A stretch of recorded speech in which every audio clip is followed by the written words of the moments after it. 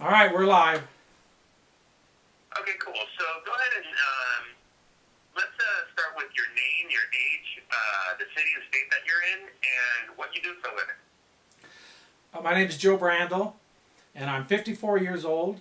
I live in Du Bois, Wyoming, and primarily my main business is tanning hides. Awesome. And what is tanning hides? What does that involve? Well, there's a primitive ways of tanning hides that people talk about, on survival shows, but I have a commercial tannery. So like this morning going to work, I was working on a warthog, a jackal, a zebra, buffalo hides, and cows. And these are for people that they're hunters. After they harvest the animal, they'll send me the skin, and then I'll process it into a nice robe, a soft garment type robe for them, usually with the hair on. That's awesome. All right, cool. Well, tell me a little bit about your backstory, about your life, and kind of how you became kind of like this hardcore, badass survivalist. It's funny. You grow up in the plains of Nebraska, and you don't really think much about survival skills. But, since I was a kid, we would grab the old sheep shamrock. We probably stole them from the filling station there in town. They used to wash cars. And we'd put them on like breechclouts, wearing nothing but a piece of baling twine and a sheep shamrock. So we had a breechclout front and back. And we'd hike down the creek and build these shelters and deadfalls, run around with spears. But we kind of grew up that way, in Nebraska. And then once I got to Wyoming, I graduated from the University of Nebraska in Lincoln. Got a wildlife degree, came out here working for the Game and Fish Department. And then my travels, with those puts me in pretty remote areas. And so while you're out there, you carry the right gear in case you get stuck somewhere. For example, my first probably survival experience was I was working for the Game and Fish, and I was feeding elk. They have these elk herds in Wyoming, western Wyoming, not too far from Yellowstone. And you've got to feed them during the winter to supplement them. And so they give you teams of horses. And each day you have to go out and feed this elk herd once a day. And in between that, we're hunting coyotes, traveling around the snow machines. And then one night, I got stuck during the day, no survival gear whatsoever, just a pocket knife. Ended up having to cut my underwear off, dip it in the gas tank, get the fire started off the spark plug. And then even then, the next day, I couldn't get out. Walked out 8.5 miles. But after that, I swore I would never go anywhere without being completely prepared with the right survival gear. So, I carry the modern survival gear that you need to have. But my love of history with the Plains Indians, the mountain men, the old cowboys out here, they only had to use what they had. So I try and not just read it, but I try and live it so that I have a chance to experience of what they went through in different type of conditions. So yeah, I love outdoor survival, and I teach it a lot to my scouts. I don't do a lot of videos, but I love teaching kids outdoor survival skills. We're the toughest ass scout troop in the United States, bar none. Awesome, awesome. And actually, what makes you so tough? What makes you guys the toughest? We live in a tough area here in Wyoming. The thoroughfare area just north of us was considered the most isolated area in the lower 48. And that's the kind of country we go up into. But I test the kids. The last survival trip we went on, no food, no water, and they had no tent, so they had to build a shelter. So the kids love it. And their ages from 11 to about 17.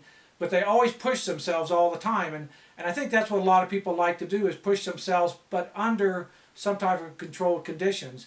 And my kids, they just love the challenge. They always step up to it. Yeah, they know they're cold now. They know they're miserable. But, they have a great time. And it really builds a lot of character, builds a lot of self-esteem. And it's amazing how they come back to. And so when we go compete against other scout troops in the area, we so kick their ass. Awesome. Under your leadership. It is, and I have such a great time. I have a passion. My dad died when I was 10 years old, just for the health conditions.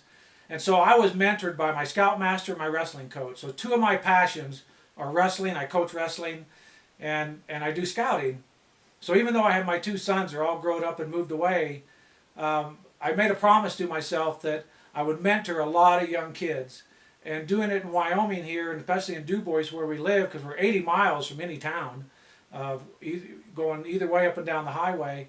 So it's important to me that these skills get passed on, along with just great common sense survival skills. Because these kids are out hunting after school, they're snowboarding, they're fishing, they're doing it every day, and I want to make sure that they're prepared to save themselves if they need to, or a member of the family or someone else they're with. So these are life skills that I teach them, and they love it.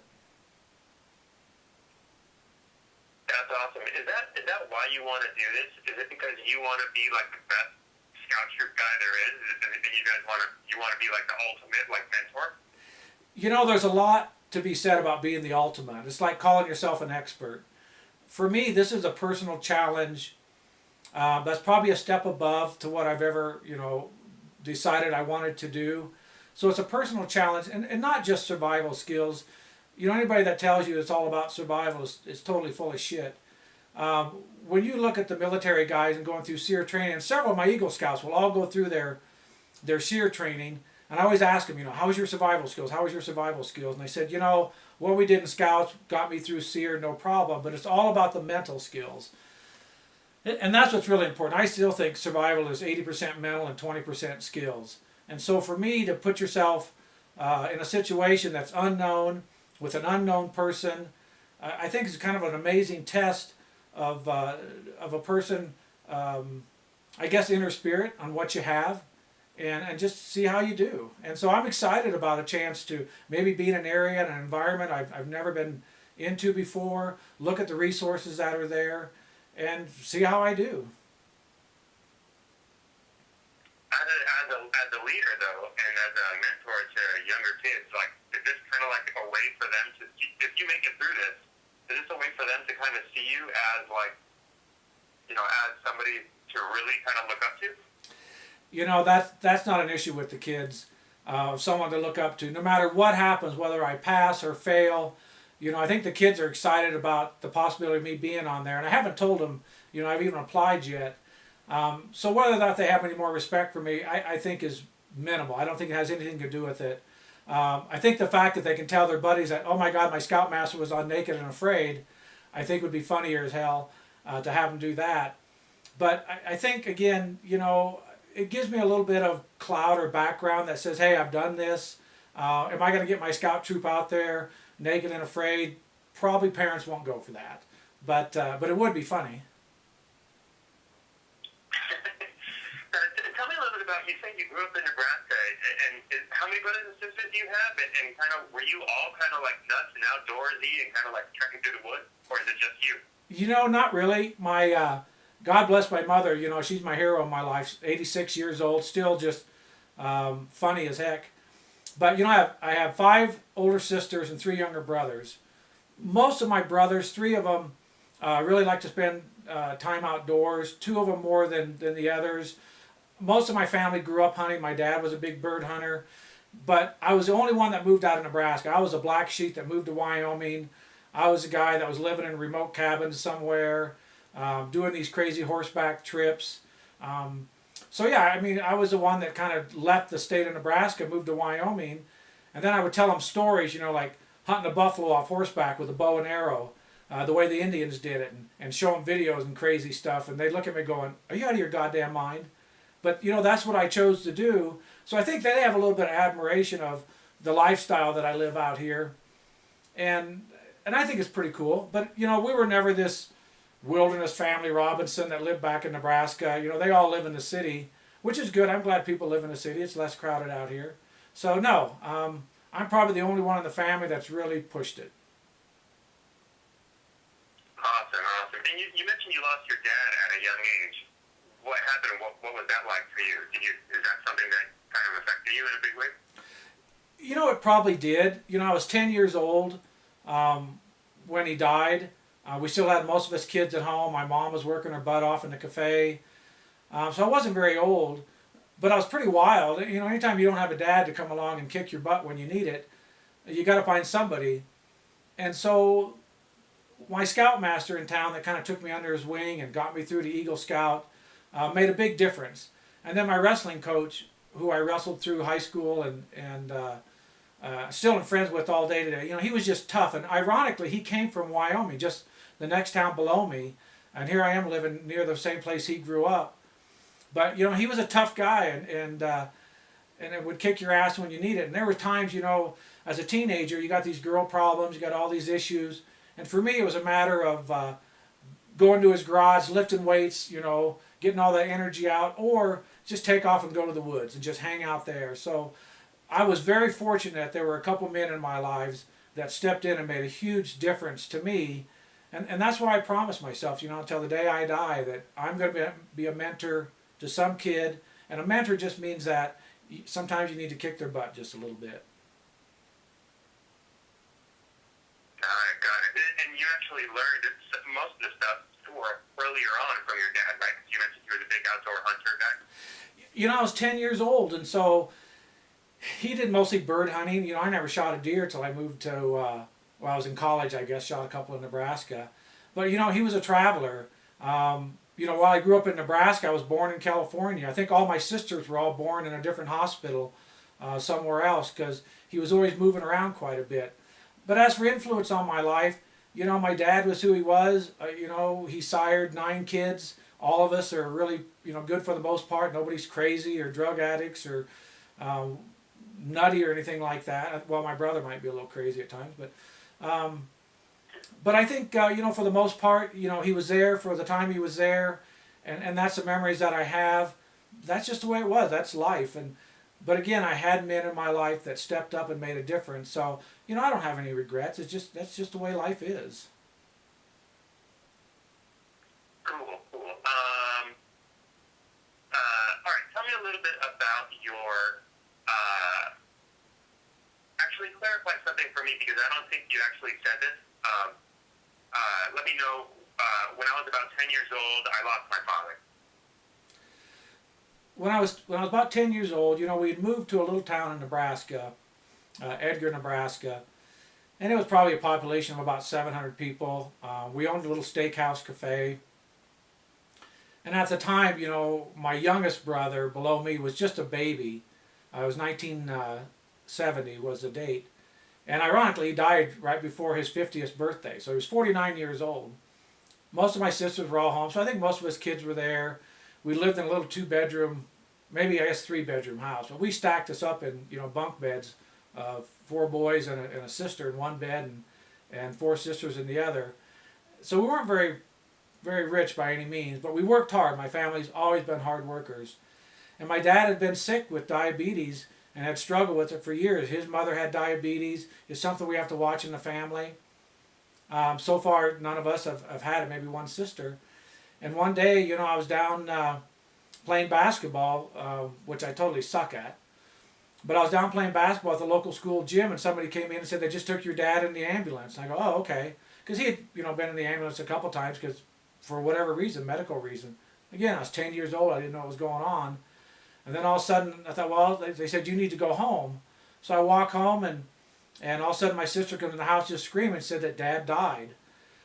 And it was just so crazy, you know, and I still remember the blankness, and for me, it was all about solitude. Maybe that shaped my life, maybe that was just the way it was, so I just took off. You know, I grabbed my little survival thing that I had. I always had a little pack with matches and things, and I just took off. I just wanted to be away from everybody because it seemed like everybody was there. And so I just took off and spent most of the rest of the day and quite a bit of the evening, which scared the hell out of a lot of people. They didn't know where I was at. But I just went out down at the creek and just hung out there to kind of find myself and kind of process the thought that, what does this mean? So maybe it made an influence, you know, for me on what I do in life. You know, I've always been adventurous. I know the stories people tell about my dad, that he was pretty adventurous. He was quite a fighter. Maybe I inherited that from him too. But yeah, I mean, you never know what influences your life as you move along. You come to those crossroads. Like you said before, you had some great mentors in your life, and you kind of are now a mentor yourself, right? Oh, absolutely. I think that's one of the greatest achievements that any man or woman can do is to mentor a child in some positive way. You know, just because you sire a child doesn't make you a father, no more than giving birth to a child makes you a mother. There's some real piece of shit dads out there that do nothing for kids. But the kids that I hang out with, that I coached in wrestling, that I have in my scout troop, I mean, they are my kids. I talk to them all the time. We see each other. Now they're older, so we can all drink beer and smoke cigars together and drink scotch, which is really awesome. But, you know, there's a bonding there that we developed over 6-7 years of being together and scouting and or wrestling at the same time. That's absolutely unbelievable. And if you do this show, like you're already a pretty hardcore guy. If you do this show, will that make you even more so? And will that make you kind of be like a better, I guess, instructor? You know, I think so. I think as a better instructor for the classes that I teach, because I'm going to try and implement to the kids or explain to them what it was like, you know, what the difficulties are, and really push that it's not all about survival skills.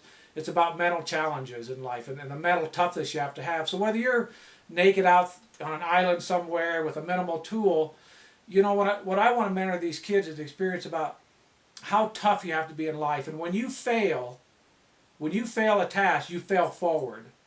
So that sometimes you have to sit back 5, 6, 7, 8, 9, 10 times when you're failing at whatever you're doing, fire starting, building a shelter, no matter what you're doing, even if you're hitting a golf ball, which I don't golf, but you got to just, you know, not get so upset and just sit back and go, I failed. You know, so did Thomas Edison, so did the Wright brothers.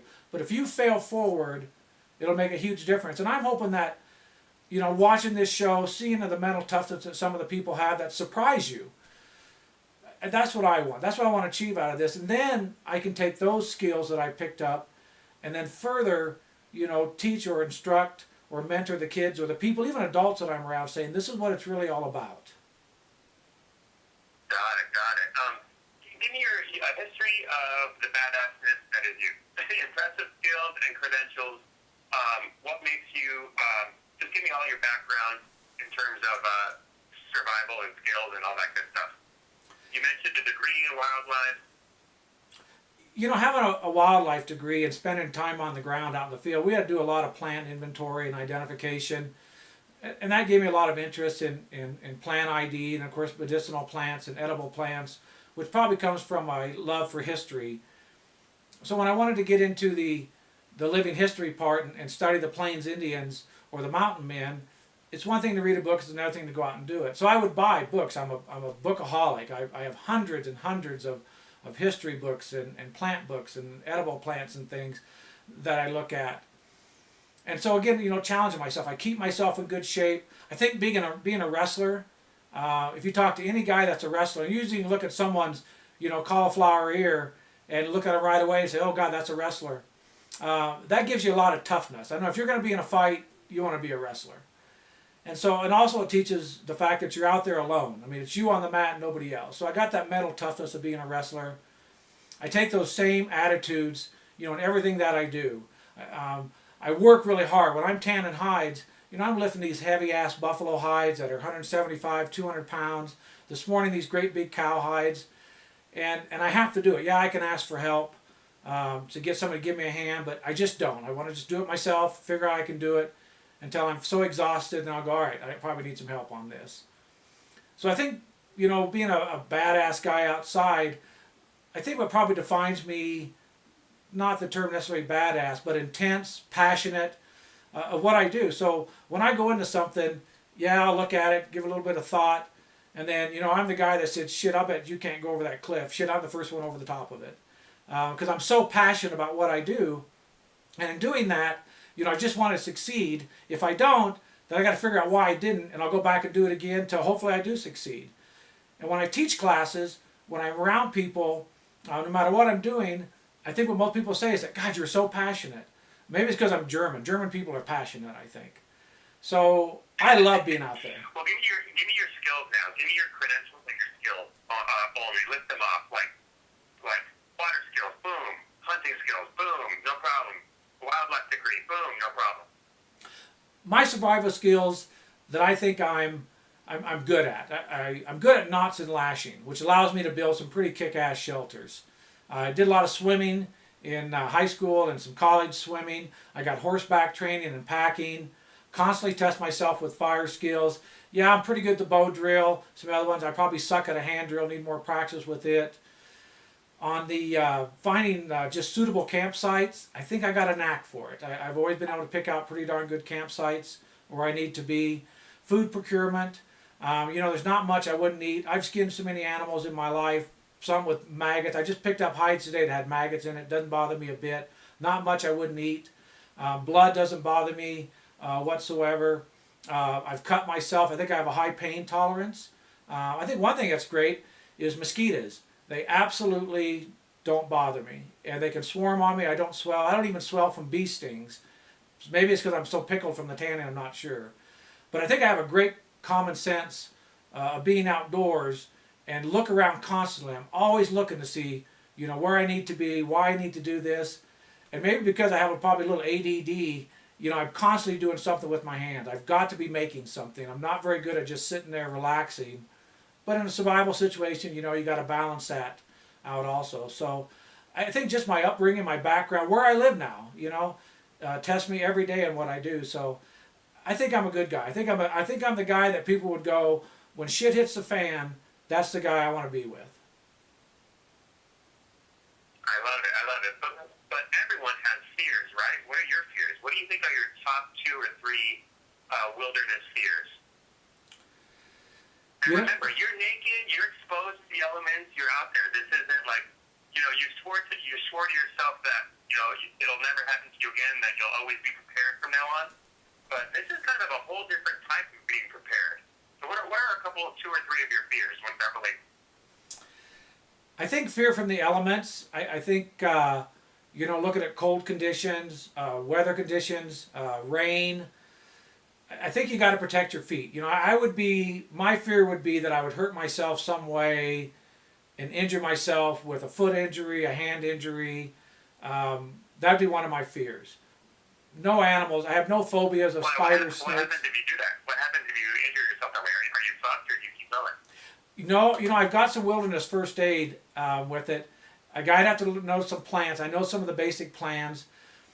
But I think, depending upon how severe it is, that's going to limit your mobility to either what you can do, you know, can your partner help you out? Cuts and bruises are no problem. Again, I got a pretty high pain tolerance.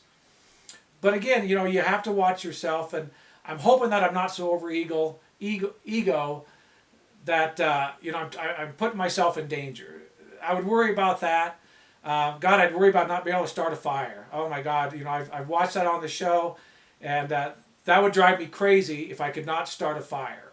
It would frustrate me, and I'd really have to focus on that, of not being able to start a fire.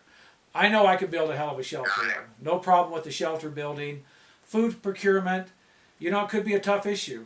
Water, you know, I'm pretty good at procuring water, boiling water, taking care of water, that type of way. I'm not an idiot, you know, there's a lot of parasites out there.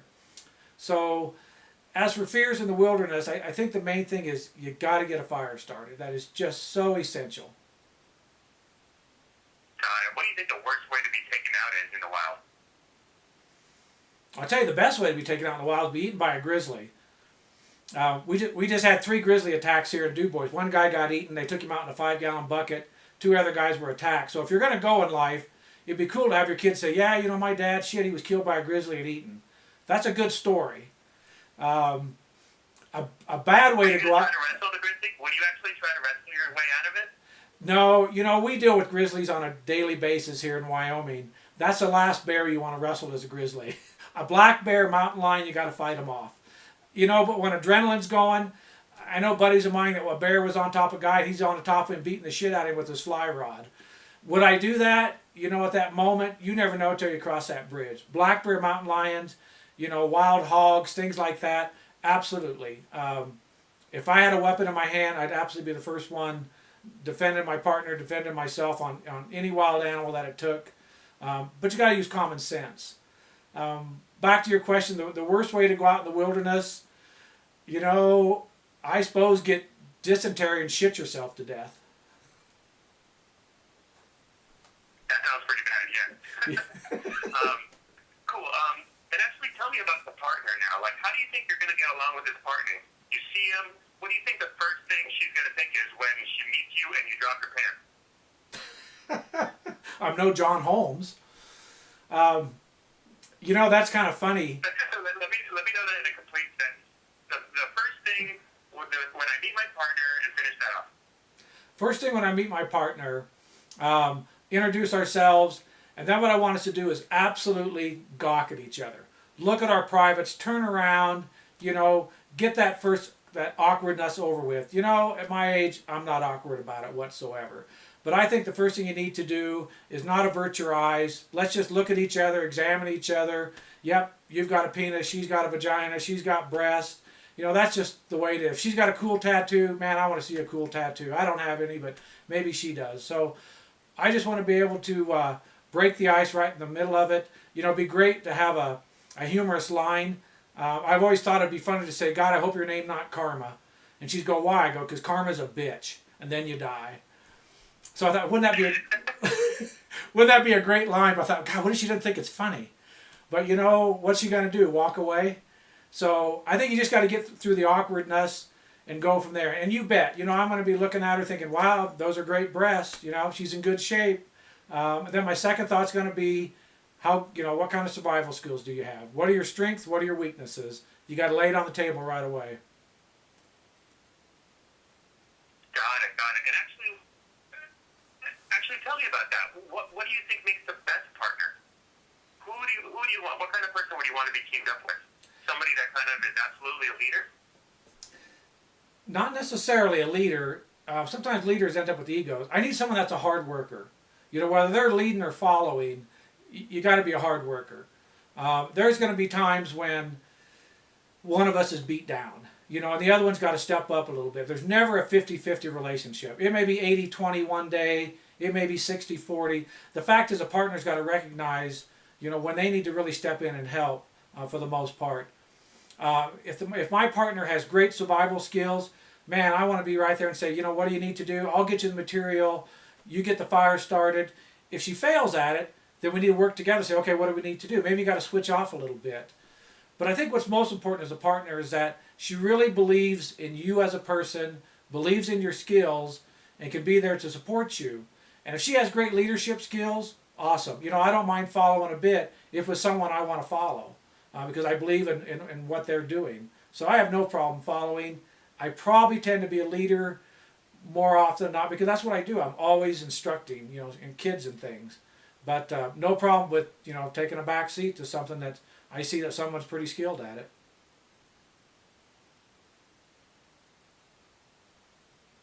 Got it. And you mentioned before that, leadership, they can have an ego. What happens if this girl has a big ego, or karma is a bitch? and what kind of, I guess my question is, who is the person that you absolutely do not want to be teamed up with? I can't imagine you guys ever picking some prima donna. Although, watching the show, I've seen a couple gals out there that was so totally out of their element the first couple days.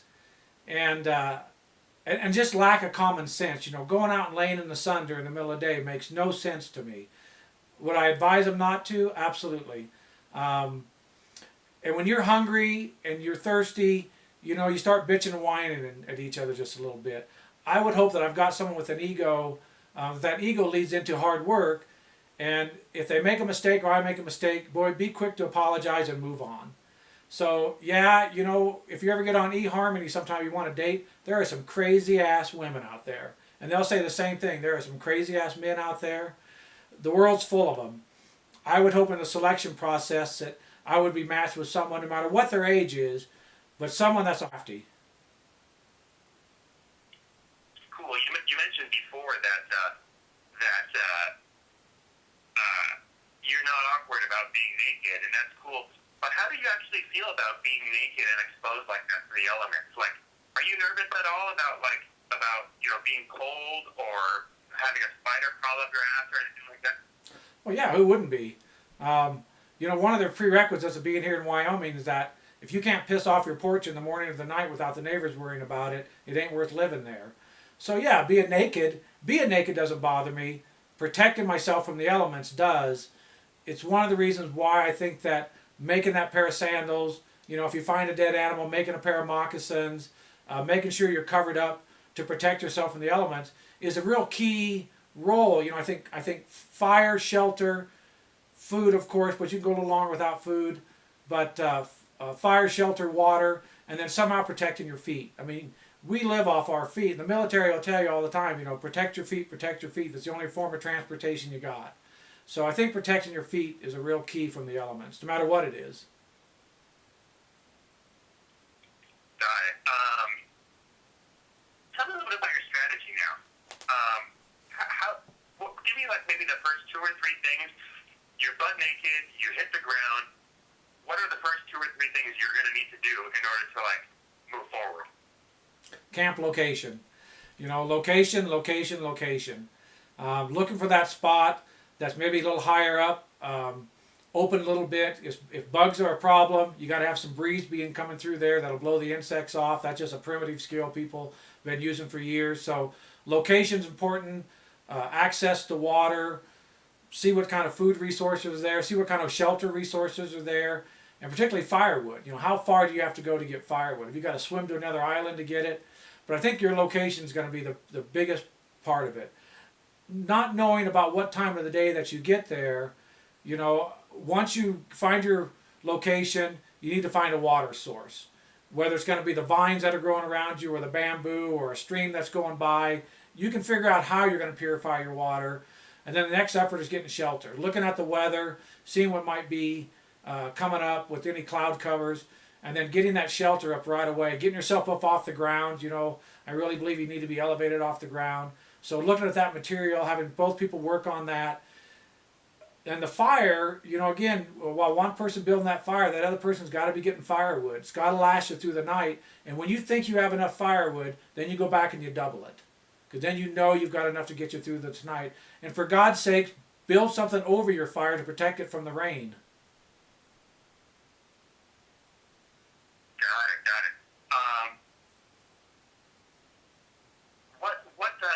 And what's your status now? Are you married? And kids still around, or? I have 2 sons. One's 29, one's 25. They're both gone. One's a teacher. One just got out of the Coast Guard, married. I've been divorced for 7 years, 8 years, and I have a fiance now who has a great sense of humor. We were watching the show last night, and we were just laughing about stuff.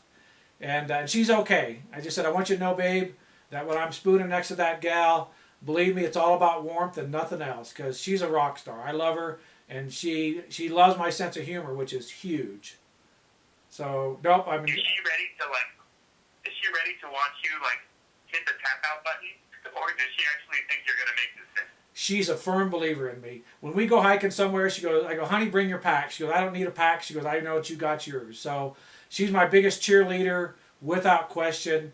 So tap out or go the full 21 days. You know, when I get home and step off that plane, you know, she's going to love me just as much as the day I left. So, you know, having that support is amazing. So it's all about, you know, how am I doing in my health and my well-being. So, but she's going to be my greatest cheerleader. Is she going to be ready to watch you spoon somebody for warmth? You know, we talked about that and laughed about it. You know, if you don't have trust in a relationship, you probably shouldn't be together. And of course, I'll joke about it. You know, of course, I'll have to make jokes about the whole thing too when I get back. You know, I've already joked about it a little bit with the whole spooning thing. What will you say? I say, man, I tell you, you talk about some body heat. Or she always tells me I have great body heat. I'm really warm, but I'll probably make a joke that, you know, honey, I spooned with her, but I was thinking of you the whole time. Or I absolutely never touched her breast. My hand was on her arm the entire time. And she'll go, you damn liar. Do you think your ex-wife would think you would make this thing? Oh, yeah, I think so. You know, we're good friends, and she would probably be surprised a little bit that I'm doing a thing like this here. We don't communicate as much, but you do when you have 2 boys. But I think she would be just as proud. You know, I had a great marriage for 21 years, and so I have no regrets. But yeah, I think she'd be another great cheerleader. Cool. All right, I think we might be good. You watch the show. Can you think of someone who was really hardcore, and then also think of someone who was just like a total pussy? You know, I liked EJ's skills. He had kind of a military ego, but I liked his skills. He knew what he was doing. Quick-tempered, a little bit. I think it was, who was the guy in Louisiana? Bill? No. Bill? The couple in Louisiana. I'm not sure. Anyway, the guy in Louisiana was pretty good, but he had such a phobia about snakes. But they had good skills. I think they were pretty good. I was really surprised at the one I watched last night of the guy, you know, he just did all these tours in Afghanistan. And that's awesome. That's totally awesome that he could do such a thing. But, you know, only lasted maybe a couple days and he was out. Totally disappointed in Vince. Vince comes on with this ego about what a great survivalist he was. And the dumb bastard, first thing he does is drink unpurified water. You know, I'm thinking, see, you know, you big puss, you just, you know, you didn't make it because you didn't have common sense. But anybody that goes on there, whether you make it 1 day, 10 days, 21 days, the fact you accepted the challenge, that man will never be a puss in my life.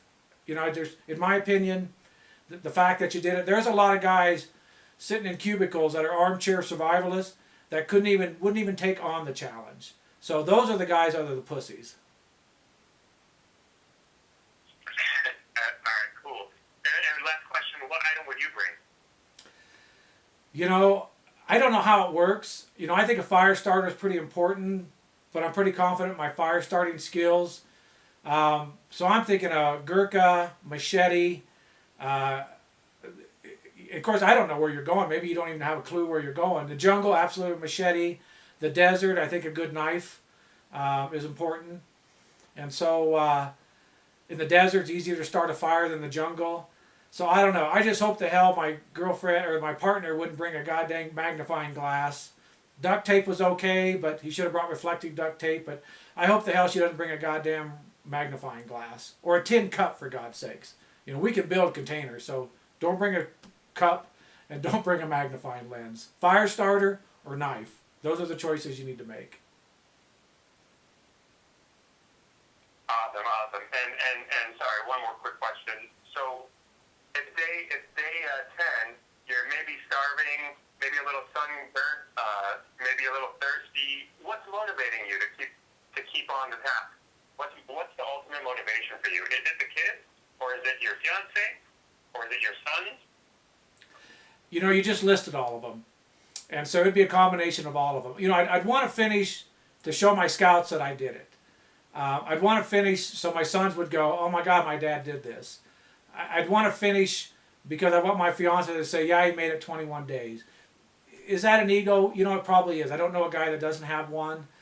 But it's really important that you just kind of keep pushing on. You know, you got to hold some things in a little bit. You got to be a little high pain tolerance. But, you know, you listed all great reasons why a guy would want to push on through that.